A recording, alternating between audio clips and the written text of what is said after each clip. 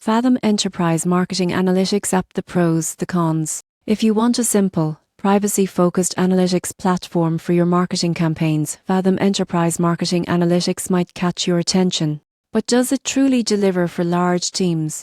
Let's find out. On the positive side, Fathom is designed to be lightweight, fast, and compliant with privacy regulations like GDPR. Its standout feature is simplicity. Teams can track website traffic, conversions, and user behavior without dealing with complex dashboards or intrusive tracking. Many enterprises report easier compliance, faster reporting, and cleaner insights thanks to its straightforward interface. Another advantage is its focus on speed. Pages load faster because scripts are minimal, which also improves website performance. However, there are drawbacks. Some users note that advanced features like deep segmentation, multi-channel tracking, or integrations with enterprise marketing tools are limited compared to other platforms. Another limitation is that Fathom focuses on data collection and visualization, but does not provide marketing strategy or predictive insights. Teams still need to analyze trends and act strategically. Most people get this wrong. They assume privacy-friendly tools can do everything enterprise teams need.